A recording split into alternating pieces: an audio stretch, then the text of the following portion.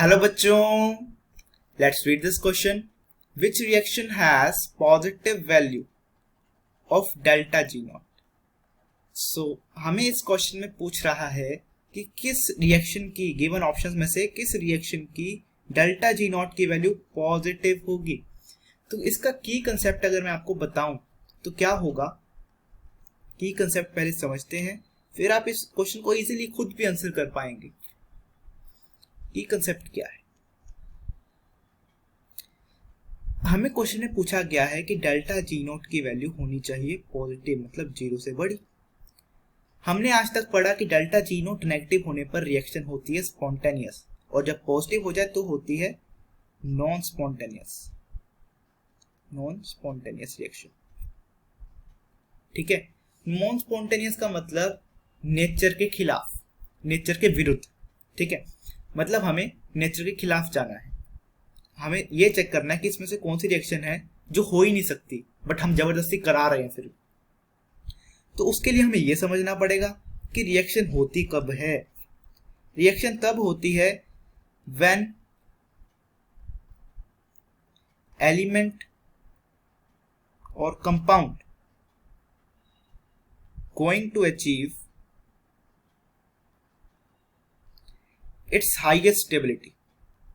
ये एक बहुत ज्यादा इंपॉर्टेंट मैंने स्टेटमेंट यहां पे लिखी है, आप इसको नोट कर लीजिए चाहे, क्योंकि ये काफी बार यूज होगी. इसका मतलब ये है कि आज तक जिंदगी में आपने जितनी भी रिएक्शंस देखी हैं वो सारी की सारी रिएक्शंस क्यों हुई, क्योंकि उनमें जो प्रोडक्ट बन रहा है, प्रोडक्ट साइड में जो कंपाउंड्स बने हैं उनकी स्टेबिलिटी रिएक्टेंट साइड के प्रोडक्ट से कंपाउंड से ज्यादा है. कोई भी एलिमेंट है वो रिएक्शन तभी प्रोसीड करता है क्योंकि उसकी स्टेबिलिटी वहां पे जाके बढ़ रही है. अब यहाँ पे मैं देखूं तो हमारे पास कौन कौन से एलिमेंट्स या कंपाउंड्स दे रखे हैं. F2 दिया है, Cl2 दिया है, Br2 दिया है, I2 दिया है. तो मैं को ये पता होना चाहिए इस क्वेश्चन को आंसर करने से पहले कि इनकी स्टेबिलिटी ऑक्सीडेशन स्टेट क्या होती है. तो आइए जान लेते हैं क्या होती है. तो मैं यहाँ पे लिख रहा हूं, let me change the colour first. Yes, तो ये मैंने कंपाउंड्स और एलिमेंट्स यहाँ पे लिखे हैं. F2, Cl2, Br2 and I2. तो इनकी स्टेबल ऑक्सीडेशन स्टेट्स हैं -1, -1, -1 एंड 0. ये आपको पता होना चाहिए. तो मतलब ये है कि अगर F2 यहाँ पे जिस मर्जी स्टेट में हो, अगर उसको दूसरी साइड में जाने पर -1 मिल रहा है, ऑक्सीडेशन स्टेट उसकी -1 हो जा रही है, तो वो इस रिएक्शन को पक्का करेगा क्योंकि उसको स्टेबल होना पड़ रहा है. मतलब स्टेबल होने में तो हर एलिमेंट खुश होता है. जी सर, वो नेचर के पक्ष में जो है फैसला ले रहा है, ये हम कह सकते हैं. तो इसलिए वो रिएक्शन स्पॉन्टेनियस है, उसका डेल्टा जी नोट नेगेटिव होगा. बट हमें उल्टा पूछा गया, हमें पूछा गया ऐसी कौन सी रिएक्शन है जो जबरदस्ती हो रही है बट होगी नहीं, है ना. तो हमें ये चेक करना है. तो उसके लिए मैं सबसे पहले सबकी ऑक्सीडेशन स्टेट्स निकाल लेता हूँ. तो यहाँ पे F2 की ऑक्सीडेशन स्टेट कितनी है? 0 है. Cl2 की 0 है. Br2 की 0 है. आयोडीन की 0. दूसरी तरफ आएंगे HF में, अगर हम मेरे को ऑक्सीडेशन स्टेट निकालनी पड़े तो कैसे निकालूंगा, एक निकाल के बताता हूँ, आप बाकी निकाल पाएंगे.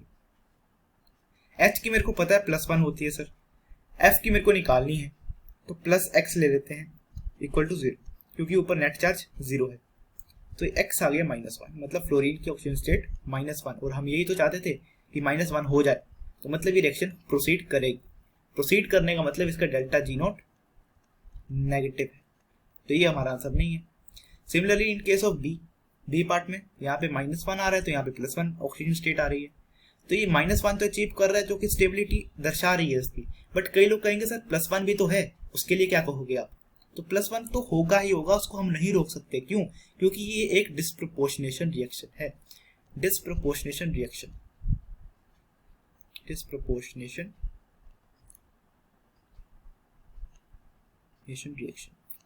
डिस्प्रोपोर्शनेशन रिएक्शन में होता क्या है कि एक ही कंपाउंड ऑक्सीडेशन भी करता है और रिडक्शन भी करता है, जो कि प्रेजेंट होता है रिएक्टेंट साइड में.